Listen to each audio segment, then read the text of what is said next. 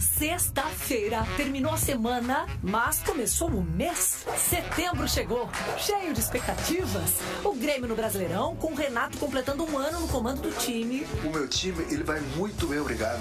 O Inter com a semifinal da Libertadores, com o adversário definido, que vem ao Fluminense. Grandes momentos, hein, setembro? O mês 9 do calendário. Agora, porque nem sempre foi assim, viu? O primeiro calendário organizado em um formato parecido com o atual nasceu em Roma e tinha 10 meses. Começava em março, ou Martius, aprilis, maius, június, quinctilis, sextilis, september, outubro, novembro e dezembro.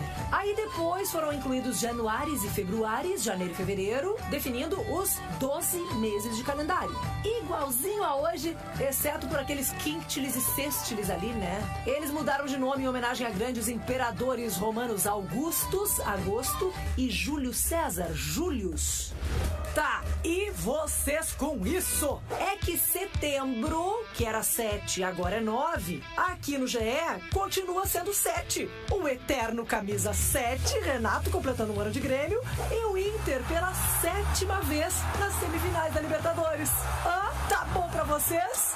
Impressionante. O Clube Esporte também é cultura, viu? Eu fico impressionada com a nossa capacidade de trazer informação, minha gente. Muito boa tarde, sejam bem-vindos ao Globo Esporte depois dessa aula sobre a origem do nosso calendário. Seja bem-vindo também o mês de setembro, o mês 9 do ano, que vai receber as semifinais da Libertadores. Estão definidas Palmeiras e Boca, Inter e Fluminense. Na esquerda os jogos de ida, na direita os jogos de volta. O Inter decide no Beira-Rio. Daqui a pouco a gente vai falar mais sobre isso. Antes, a gente começa com o Renato, porque há exatamente um ano, ele voltava para casa. Grêmio Renato bola apito. Relação que só obedece uma lógica. A de um ídolo devoto à própria casa. O meu time, ele vai muito bem, obrigado. O meu time vem jogando bem. Se hoje o Grêmio vai bem, é porque há exatamente um ano Renato atendeu aquele chamado jamais recusado.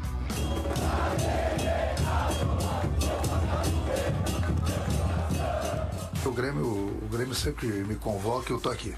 Gremista, agradeça pelo setembro que está por vir. Pode botar aí, daqui a pouco o Grêmio vai decolar, como todo ano fez. Afinal, quando esse mesmo mês chegava no passado, o Grêmio estava numa Série B, em terceiro lugar, com um incômodo desempenho para chegar tranquilo ao acesso.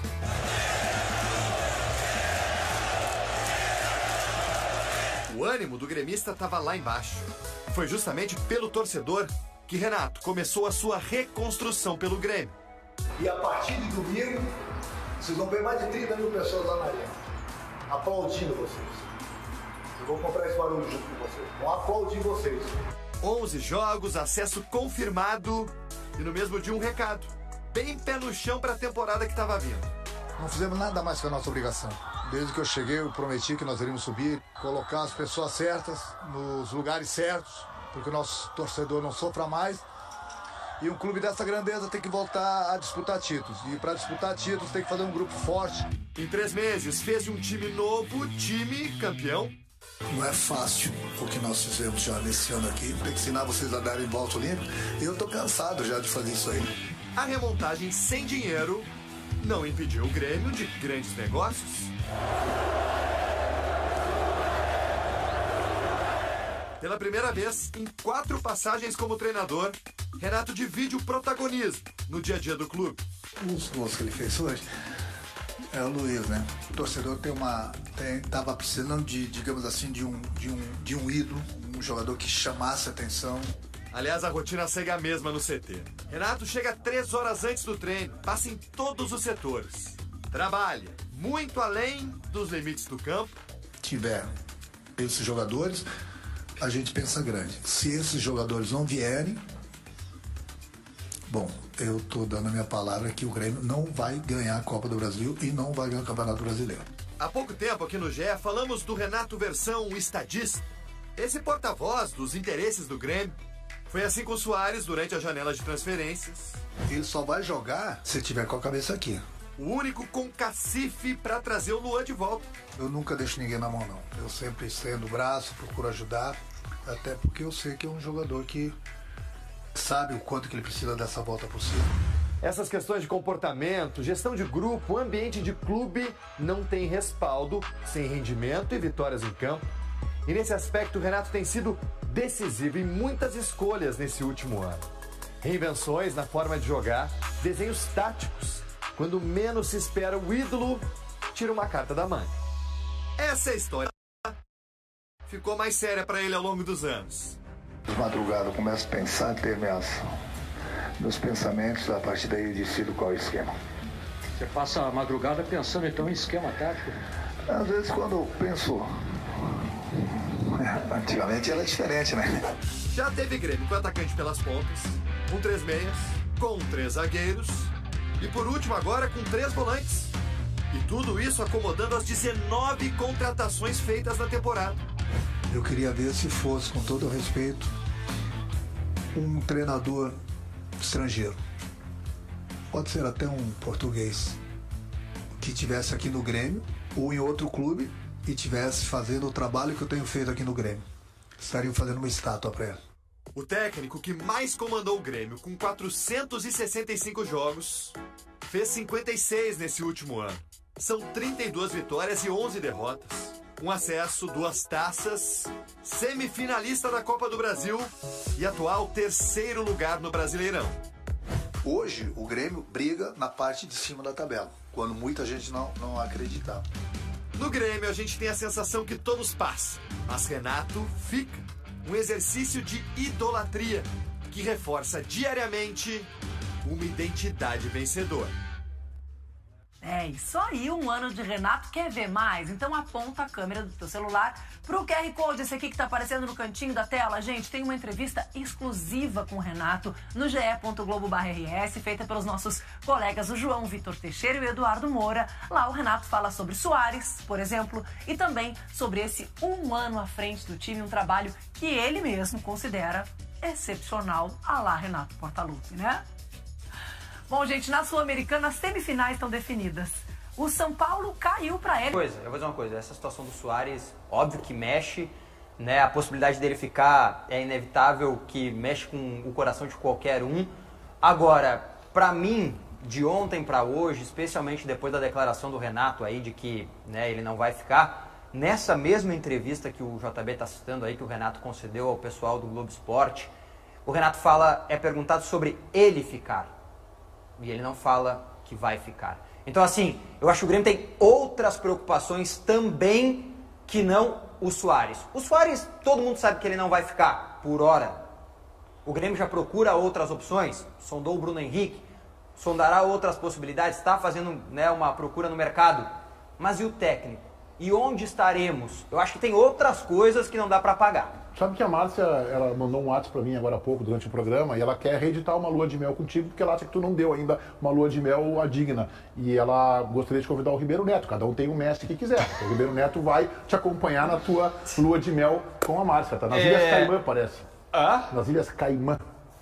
Seguramente. Tu, a Márcia, o Ribeiro Neto, a Dona Alessandra, o Ribeiro fazendo os churrasquinhos dele. Não. Então, cada um tem um mestre que Ilhas Caimã é pra gente como o JB. Não, mas a Márcia tá te convidando pra ir. É legal o convite? Em casa. Não. O Ribeiro é o milionário que se faz de pobre. Aquele cara que come caviar, mas daí na rede social ele aparece comendo pão com leite condensado e café em copo americano. Mas daí tu vai ver, no fim tem milhões na conta. E é o caso do Ribeiro. Então, boa lua de mel pra vocês dois aí, aproveita. Mas assim, ó, o Grêmio não produziu muitas notícias nesses últimos dias. O Grêmio tá quietinho. E isso tá acordando cedo. Gostei, o Grêmio se mobilizou pro jogo, mudou a logística, porque eu joguei de manhã. Vocês acham que não muda nada? Eu sei que tu joga a tua peladinha aí no final de semana, é diferente. Futebol competitivo é diferente. O Grêmio fez certo, antecipou, os jogadores estão tomando café da manhã lá no CT, achei bacana. O Grêmio está tratando o jogo com seriedade. Então, assim, ó, esse tipo de notícia do Soares, ela nem ajuda. Ela não ajuda, tá? Então, o Grêmio que vença o Cuiabá, que permaneça lá. Eu sei que grande parte da torcida já falei para vocês, está estressada, porque é normal. É mesmo? Final do ano, correria, compras de Natal, férias? Não é rivalidade. É rivalidade. Eu fiquei muito gozado que que eu vi na rede social, os caras já estamparam o Renato comemorando o gol de barriga pelo Fluminense, né? Então, o tricolor se uniu agora. E é do jogo, se ao contrário seria verdadeiro, entendeu? Aliás, uma coisa importante sobre isso que o Ribeiro está citando aqui, se me permite, Meneghetti, rapidamente, não comprem essa ideia do Ribeiro, tá? De que a gente tem que se preocupar com um rival, de que a gente tem que se preocupar com o que está acontecendo. Não precisa comprar, é a verdade. Não, eu não quero isso aí é o natural, eu não quero que isso aconteça. Porque, assim, eu entendo, eu também estou vendo o que está acontecendo, é óbvio que existe uma preocupação natural. Opa! Só que, assim, a gente tem as nossas preocupações. Tu tem toda a razão. Tem que pensar nas nossas coisas. Daqui a pouco tu fica pensando e esquecendo. A Libertadores não vem, aí é tu que tem um ano pior no próximo ano. Palmas pra ti, na mosca. E não é o que eu vejo dos torcedores do Grêmio. Eles não estão preocupados com o Inter, estão preocupados com o Fluminense. Tu tem toda a razão. Mas tu tem toda a razão. A preocupação não é com o Inter, com o Diniz, com o Cano, com o Fluminense. Não tem razão? Tem, assim, e eu vou Aliás, dizer... 92 está engasgado, hein? E eu vou dizer, eu gostaria... 92 está engasgado, hein? Nós estamos eu vou assim, lembrar. Nós já estamos entrando na semana na Farroupilha, tá jogando eu também acho, devia ter expulsado o jogador aquele do Fluminense. E eu queria te cumprimentar. Tem que ter expulsado aquele jogador que empurrou. Expulso, cara? O cara não expulsou? Eu queria cumprimentar o Diogo Rossi, porque ele está aqui, neste momento, num programa de grande audiência, começando um movimento que ficará para a história. Ele está querendo desconstruir uma cultura centenária, que é a cultura Grenal, sabe? De rivalidade. Alguns torcedores são mais anti o outro. E tu estás aqui num programa de grande, começando um movimento para desconstruir uma cultura de mais de 100 anos. Cara, olha, se eu vou contar um bastidor daquele muita jogo do Fluminense Inter,